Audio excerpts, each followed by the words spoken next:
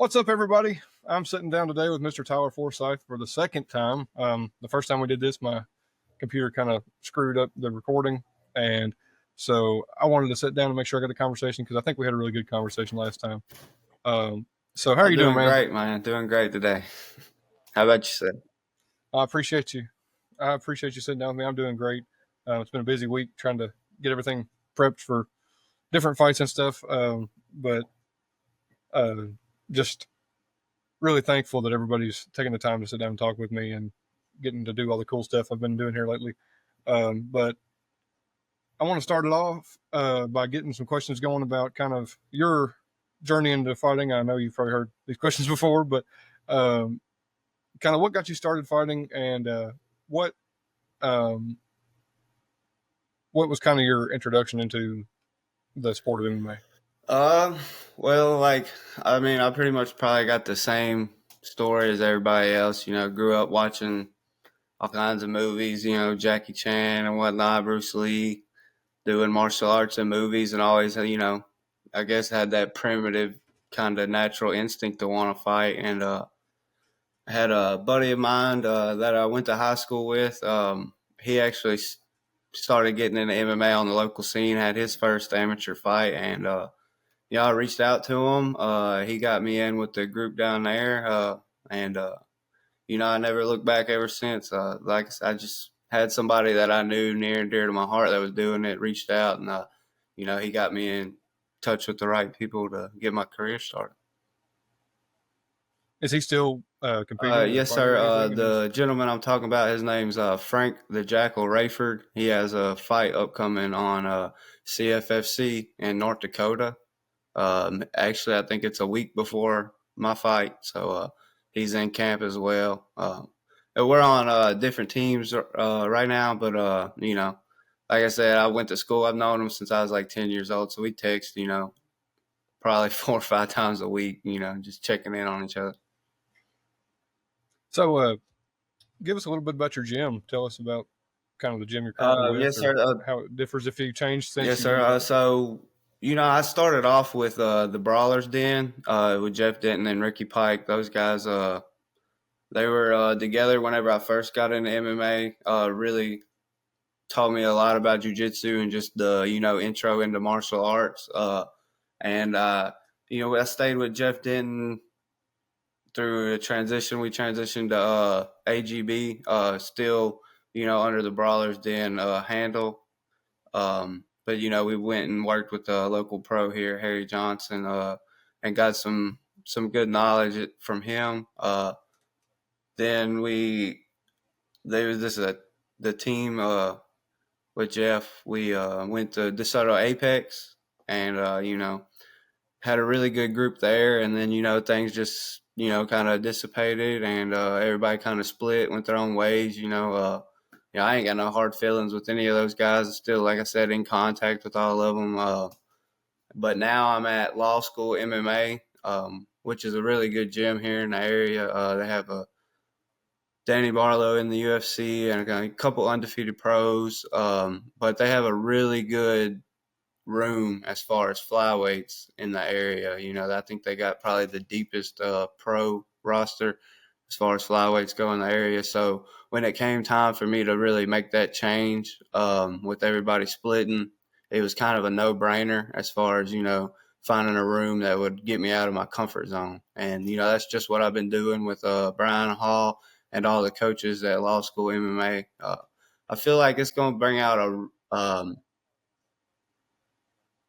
not necessarily a better version of me, but just a more complete version of me. I really like the work that I've been putting in this camp. I've been with them since the beginning of April, so it'd be a good solid 8 weeks I put in with them. I was able to put in 4 weeks of the camp in with Fisher and those guys at Apex before they split, so it's been a 12-week camp for me. Did anybody else follow you to this the new gym, No, sir. or No, you just sir. kind of go there? Those guys, most of those guys that are with Jeff, they went to Memphis Judo, which is another big gym in the area as far as like a good room. The guys that stay with Jeff are a little bit bigger than me, so I feel like the decision that they made was a good one on their part. I think it's important that you get in a good gym where you can kind of train with people who are a little bit above your level or kind of on your level. That way they can push you and you can kind of grow in that sense. And so you're going into LFA 210 in Louisville on June 13th. You're going to be introduced, I would assume, as the Typhoon. Give us a little bit of background on your nickname there. I thought it was an interesting story. Yeah, so my fight nickname, for nothing special, kind of corny. I gave it to myself. I just felt like I needed something, not necessarily like a character, but like say a persona to help me kind of compartmentalize fighting. Somebody I could be when the switch is on. I mean, I guess that's kind of, I guess, the way I could put it. Obviously I'm not two different people. I ain't got multiple personalities or anything like that. But just help me when I'm the Typhoon. That's what I'm worried about is fighting. And I came up with it. And my name is Tyler Forsythe, and I just wanted that Ty to kind of come into it. So I have to feel like it embodies a little bit of my fighting style. I'm a more of a grappler, pressure style fighter. So I feel like a Typhoon is a good fit. Yeah, in your interview with Brandon of Knuckle Sandwich, you told him you thought of yourself as an unorthodox fighter. Can you go into a little bit about your fighting style? My fighting style is more. I haven't got to showcase a lot of my work on the feet. Oh man, I'm really waiting for the fight that I could do that. I don't believe it's really any fault of mine. I've just been able to go in there and either get a takedown really quickly or get a reversal really quickly, and the fight be more or less speak in my realm. And I've been able to find quick submissions. Just unorthodox striking. I mean, in my amateur career, if you watch some of my film, I throw a lot of the spinning back fish, switch jabs, switch stances into my strikes a lot. I just feel like I'm more of like an unorthodox fighter. I couldn't necessarily say I'm a boxer or a kickboxer or a jiu-jitsu fighter. I believe the critics would label me as a jiu-jitsu fighter just because of the way my fights have played out. But, I feel like I'm going to get to showcase a lot of my stand-up skills here when I fight against Calder. Well, all four of your professional wins have been in the first round. All four of Eric Calvert's have actually been in the first round, too, sir. I think. So does that affect kind of your style going in? I know you've got, I think your last three wins were submission wins. Does knowing he has the kind of the same, first round wins as you, does that kind of affect your game plan going into the camp?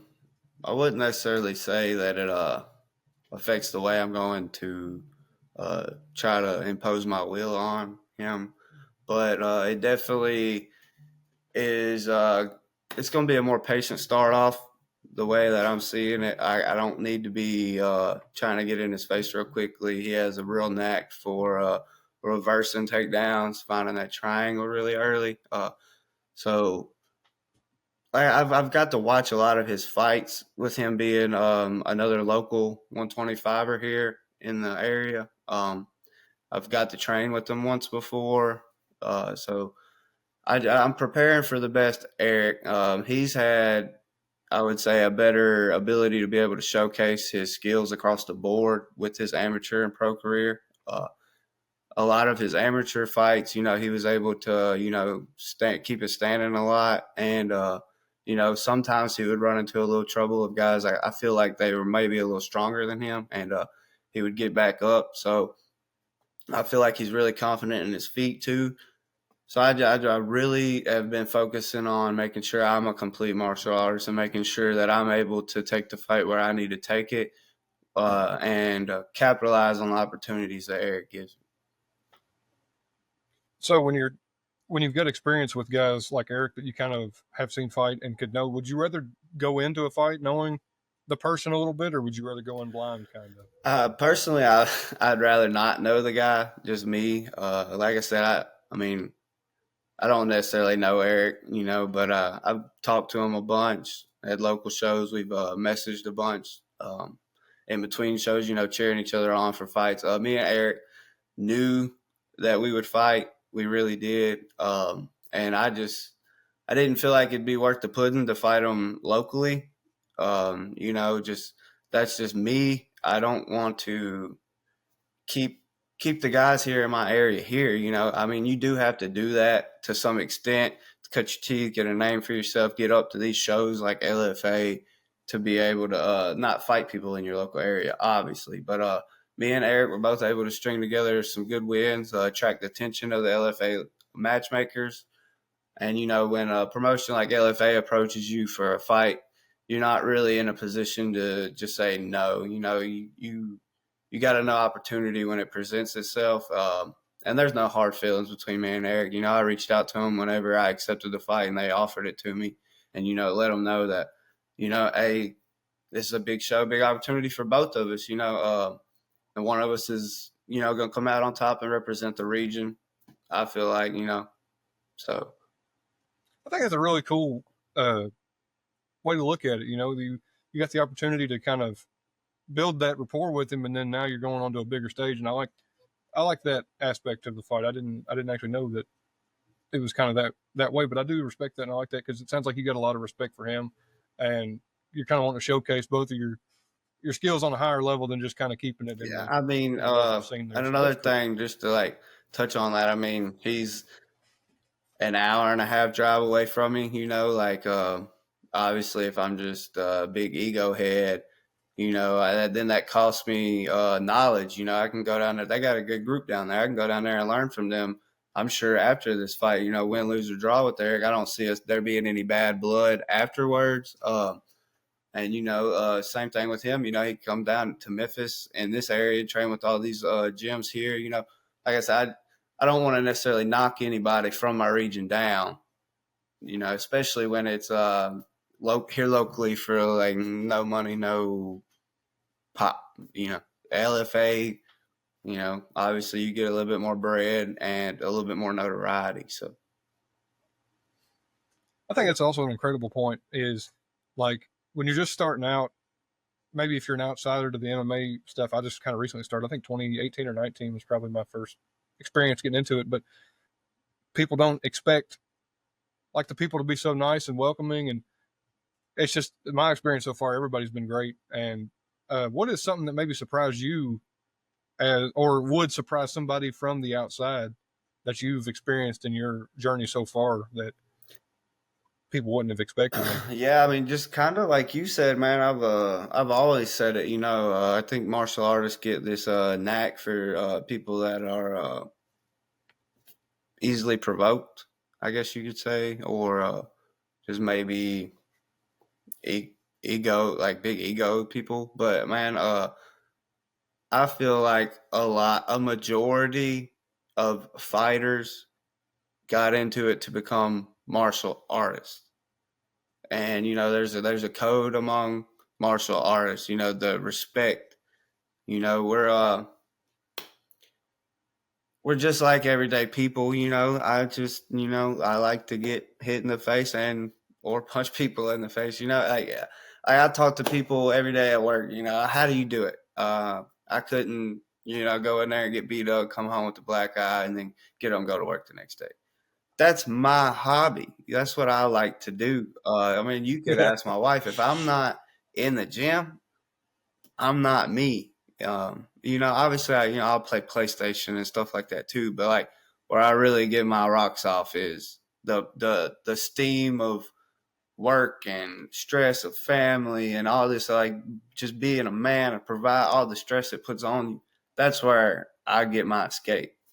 So that's what I agree with you. That'd be the most surprising thing. I believe people come in, they judge a book by its cover. Once they find out you're a fighter, all you are is a violent person.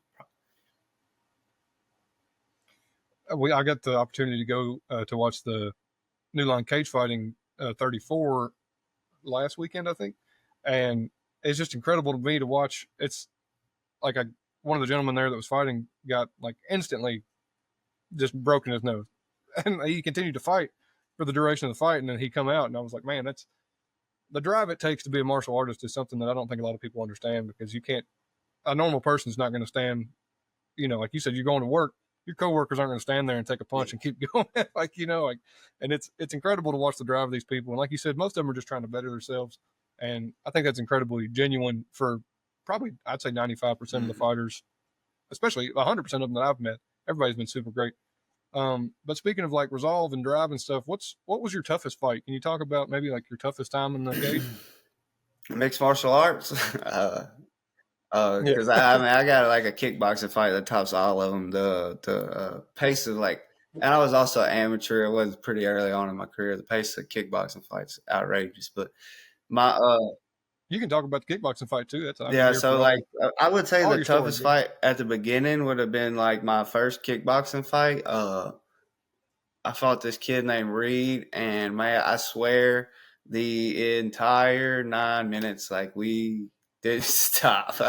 I couldn't breathe after that fight. I swear, I believe I went to the back and threw up immediately after. Like it just pushed me to the limit. But as far as like my toughest MMA fight, digging deep, resolve, being able to show my grit would probably be when I captured my second amateur title for Attitude when I fought Marquis Jones.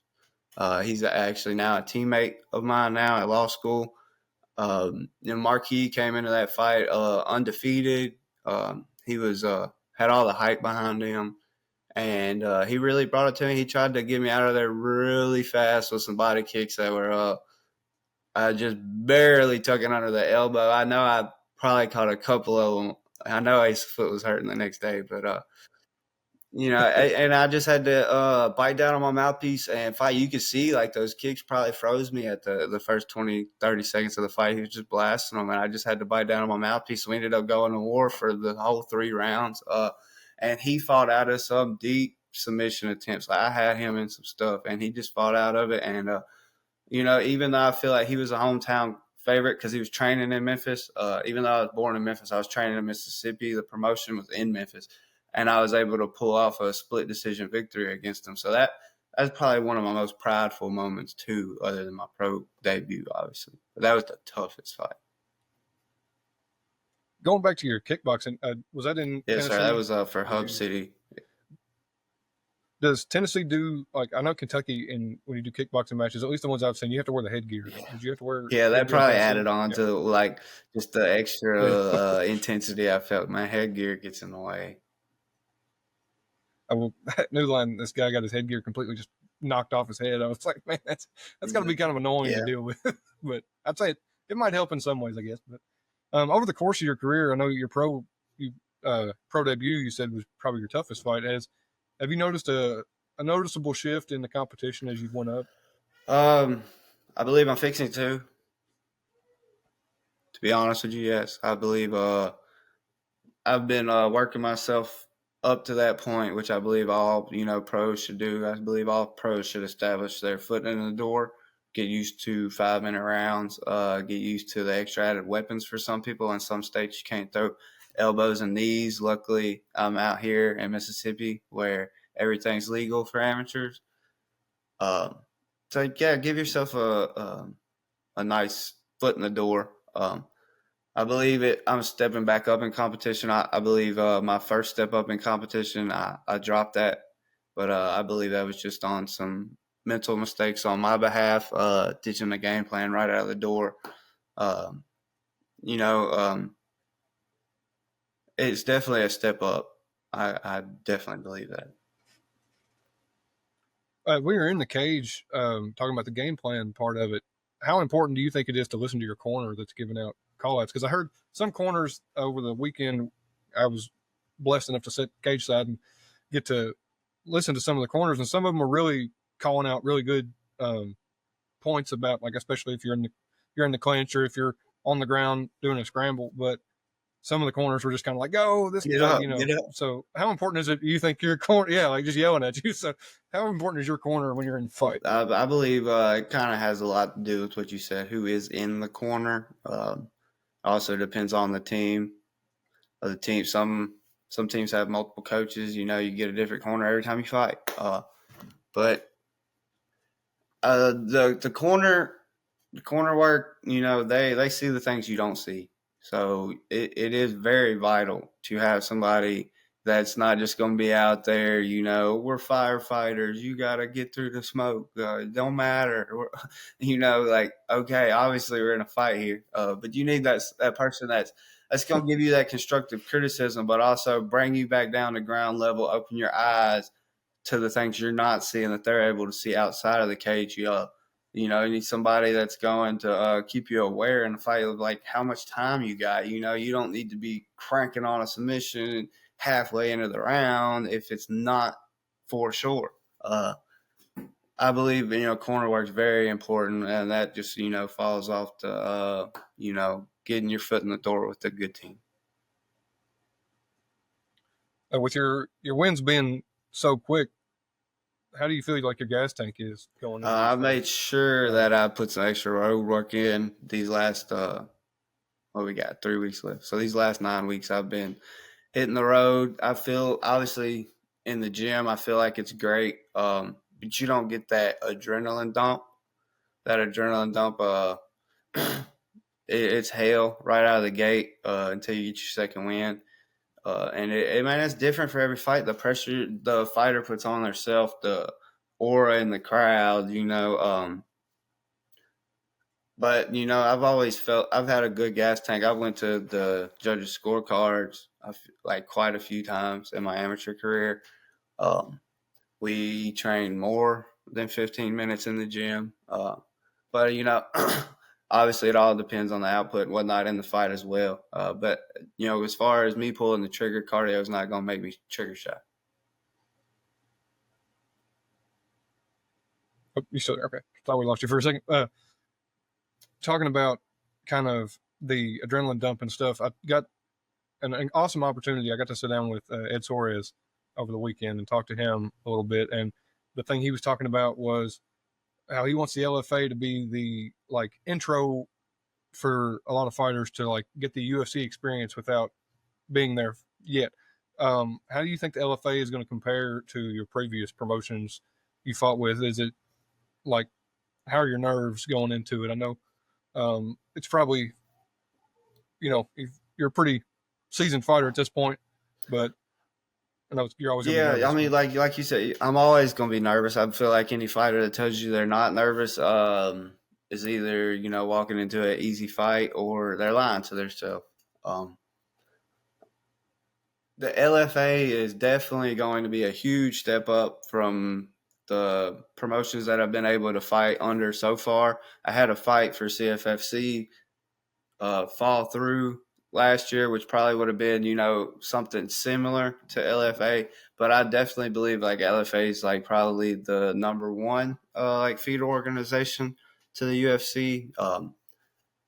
And I mean that puts a lot of pressure on fighters. If you can come into LFA and you can get some really good performances, man, you put it off 2 or 3 really good performances with LFA, they're calling soon. So but you also got to treat it just like it's any other promotion. Like I always try to treat it like I tunnel vision and all the way to the cage. When the bell rings, I'm locked in on my opponent. I try to block everything out. I feel like I've done a good job of that. But obviously, I'd be lying if I didn't say I felt like I needed to perform on this stage. um, you got to take it one fight at a Yes. time, of course. But do you have a kind of a game plan in your head about where you're wanting to take your career going through the next year or two? I believe a big win in here will set me up for some really exciting opportunities. To hopefully carry out some more fights with LFA, and you know, uh, maybe next year summertime get a contender series shot. I know this past year they just did flyweights on tough, so I don't see them doing that again for another couple of years. So either short notice or contender series will probably be your only way into a show like the UFC. But yeah, man, I feel like it's just time for me to get active this year, get a big win here, probably another big win into the fall, and then try to fight late in the year. Uh, I feel like if I can rattle off 2 or 3 this year, and not just wins, they got to be some good performances.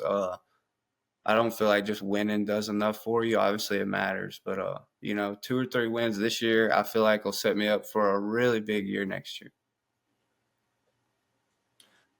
Talking to anybody, maybe just starting out or thinking about starting, do you have any advice for them as far as from your Yeah, personal I mean, experience? I've touched on it a little bit. I believe the team you get your foot in the door with, has a lot to do with who you turn out as a martial artist. Like, I'm so grateful for the guys at the Brawlers Den, Jeff Denton, Ricky Pike, Harry Johnson, Coach Fisher, all the guys that have shaped me into the martial artist I am now, as a professional fighter. Even though I'm not with those guys now, I still carry all the things that they taught me, all the mannerisms of how to carry myself as a fighter, the techniques of cutting weight, what I should be behaving like, what I should be doing on my off time as a fighter.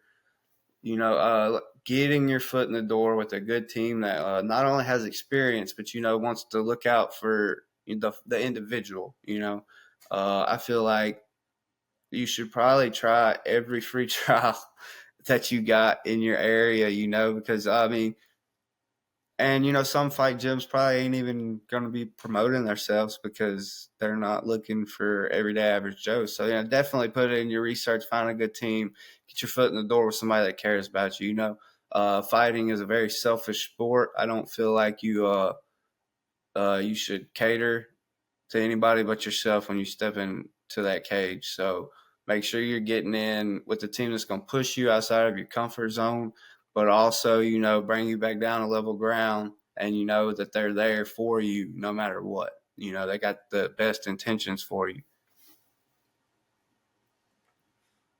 Well, Tyler, I do appreciate you sitting down with me. I got one more question for you before we get out of here. I asked you last time, and I'll ask you again. What kind of music you listening to? I'm a big music guy. So I grew up. I was born in Memphis, grew up in Mississippi. It goes from Tupac to Chris Stapleton. But like this training camp specifically, I've been listening to Big X the Plug, Don Tripp and Starlito are coming out with a new album, which is some local Memphis rappers. Lil White is coming out with a few singles, I believe, which is another local Memphis rapper. I try to listen to rap music during training camp. I can't be doing that slow strawberry wine stuff. But yeah, man, those are who I'm listening to right now for this training camp to get the blood pumping. Well, if you got anything to say to any of your team, your sponsors, just just a big shout out to all of my sponsors. I'll actually name them off real quick while I got the opportunity to do so. Saving Grace Cleaning Services, Grits Creations, One Way Lawn Care, Lyle's Plumbing and Excavation, Carpenter Hammer and Paint, Phoenix Rigging Solutions, Nibby Nibblers, The Bearded Apostolics, Odd Smoker MMA, and Life Latch Lens. Without those guys, I wouldn't be able to focus on fighting as much as I have been able to. So a big shout out to Team Typhoon and those guys. well, Tyler, thank you so much for sitting down with me. Like I said, I'm sorry for the inconvenience of having to do this twice, but I do appreciate you, and I can't wait to meet you at the fights. I'll be there for sure. And everybody, go out and get your tickets to this event, LFA 210 in Louisville, Kentucky, at Freedom Hall, June 13th. It's a bigger venue than they had last time. Last time they were at Broadbent Arena, but now they're kind of. I think this venue holds 9 or 10,000. It's where Muhammad Ali debuted. I kind of want to ask you about that too. How does that feel to Muhammad Ali's debut? I Fighting mean, in dude, Louisville? just the opportunity in general to be with LFA is awesome. But not only to be fighting for LFA, but to be fighting in such a fighting rich city, like as you stated, Muhammad Ali made his debut in that building. So maybe I can get some of that aura. I can be floating like a butterfly, stinging like a bee. And man, I'm excited, dude. I really am ready. Training camp's been long. It's been hard. I'm just ready to get in there and be the Typhoon. Well, I can't wait to get to see your fight and meet you there. Again, everybody go grab your tickets. Let's fill the arena up and get these guys the respect and fanfare they deserve. But thank you, Tyler, for coming on, and Thank you, we'll see you Hunter. next time.